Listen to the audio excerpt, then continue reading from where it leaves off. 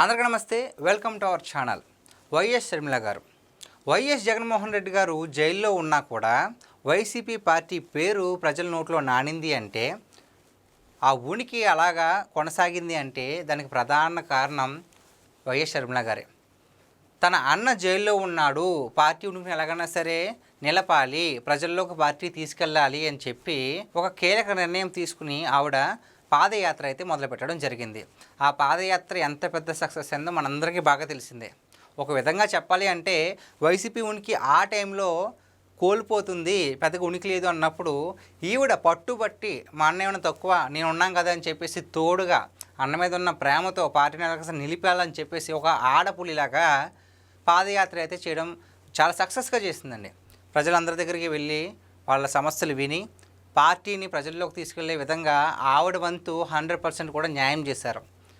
తర్వాత వైఎస్ జగన్మోహన్ రెడ్డి గారు అధికారంలోకి వచ్చాక, అంటే వెంటనే రాలేదు, దీని తర్వాత వచ్చిన తర్వాత అధికారం ఉన్నంత వరకు కూడా చెల్లి సహాయం చేసింది కదా, అధికారం లేనప్పుడంత వరకు కూడా. కానీ ఈయనకి ఇప్పుడు అధికారం వచ్చింది, ఎంతైతే సహాయపడిందో ఆడబిడ్డగా కూడా సాహసం చేసి పాదయాత్ర చేసినా సరే నా చెల్లి నా కోసం చేసిందని కూడా ఒక చిన్న సానుభూతి కూడా లేకుండా ఆస్తి విషయంలో తన సోదరైనటువంటి వైఎస్ షర్మిల గారిని అలాగే తల్లైనటువంటి విజయమ్మ గారిని ఇద్దరిని కూడా బయటికి గెంటేయడం జరిగింది.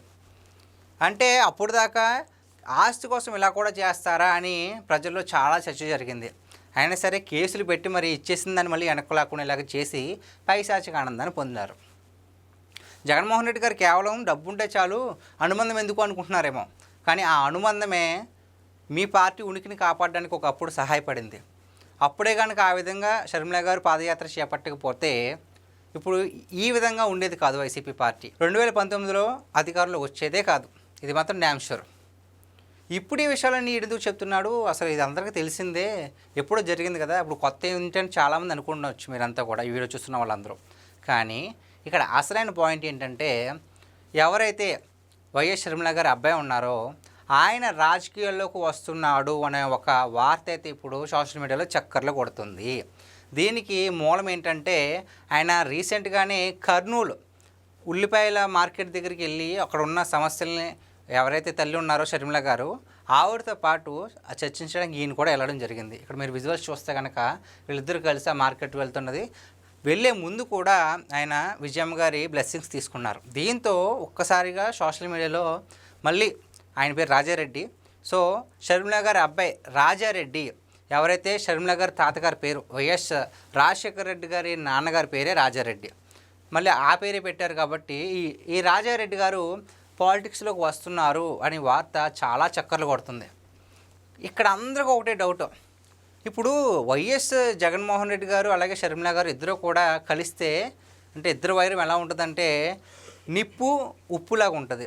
ఇద్దరు కలిస్తే రెండు ఉప్పుని నిప్పు కలిస్తే ఎంతలాగా శబ్దం వస్తుందో ఇలా వీళ్ళిద్దరూ కూడా కలిస్తే కనుక అంతలా వైరం ఉంటుంది.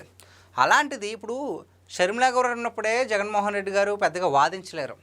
ఆవిడ మామూలు విషయం, అది అసలు మామూలు వ్యక్తి. ఆవిడ ఏదైనా విషయాన్ని ముక్కుసూటిగా చెప్తారు. జగన్మోహన్ రెడ్డి గారు అలా తడబడ్డం గట్రా ఏమి ఉండదు, పోరాడతారు.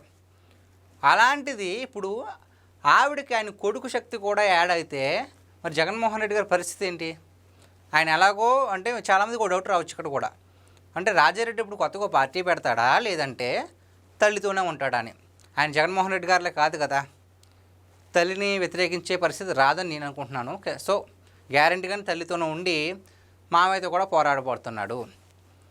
యాక్చువల్లీ ఇప్పుడు కనుక జగన్మోహన్ రెడ్డి గారు అప్పుడు కనుక ఆ ఆస్తి మొహం చూడకుండా నా చెల్లే కదా అనుకుని ఇలా ఉంటే కనుక వీళ్ళిద్దరు కలిసి ఉంటే ఆయన పరిస్థితి వేరేగా ఉండేది. నిజంగా చాలా బలంగా ఉండేది. వీళ్ళిద్దరు వైరమే ఇంత అలా ఉంటే ఇద్దరు కలిసి ఉంటే ఇంకెంత బాగుంటుందో ఆలోచించండి. ఇప్పుడు ఈయన రాజకీయాల్లోకి వస్తున్నాడు, అప్పుడు కనుక కలిసి ఉంటే ఈయన బలం కూడా, ఈ రాజారెడ్డి బలం కూడా జగన్మోహన్ రెడ్డి గారికి ఉండేది. కానీ ఆ పరిస్థితి లేదు. ఎందుకు? డబ్బు, కేవలం జగన్మోహన్ రెడ్డి గారికి డబ్బే కావాలి. ఆ డబ్బు కారణంగా ఇప్పుడు ఈయన వ్యతిరేకత కూడా జగన్మోహన్ రెడ్డి గారికి యాడ్ అవుతుంది. ఆయన తల్లి షర్మిల గారు అలాగే రాజారెడ్డి కూడా ఇద్దరు కలిస్తే మరి జగన్మోహన్ రెడ్డి పరిస్థితి ఏంటి? ఈవిడ నుంచి ఉంటేనే ఆయన మాట్లాడలేడు, ప్రతిదానికి కూడా ముక్కుసూటిగా ప్రశ్నిస్తూ ఉంటారు. వైసీపీని ఒక విధంగా చెప్పాలంటే ఏకి పారేస్తూ ఉంటారు షర్మిల గారు.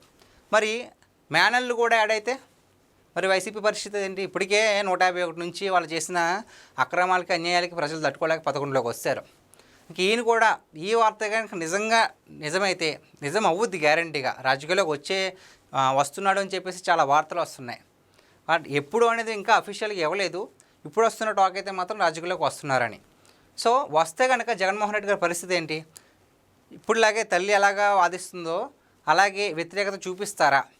లేదంటే నా మావయ్య అని తల్లిని కూడా పట్టించుకోకుండా వెళ్తారా? అలా వెళ్ళే వ్యక్తి అయితే కాదు రాజారెడ్డి. మరి జగన్మోహన్ రెడ్డి గారి పరిస్థితి ఏంటి? ఇప్పుడు దాకా అన్న చెల్లెల వైరం మాత్రమే చూసాం. ఇక నుంచి కూడా మేనమామ మేనల్లుడు వైరం చూడబోతున్నామా అనేది ప్రతి ఒక్కరు ఎదురు చూడాల్సి ఉంది. సో గైస్, ఇది ఈరోజు మన వీడియో. ఈ వీడియో కనుక మీకు నచ్చినట్లయితే లైక్ చేయండి, షేర్ చేయండి, ఛానల్ సబ్స్క్రైబ్ చేసుకోవడం మర్చిపోవద్దు. Thank you.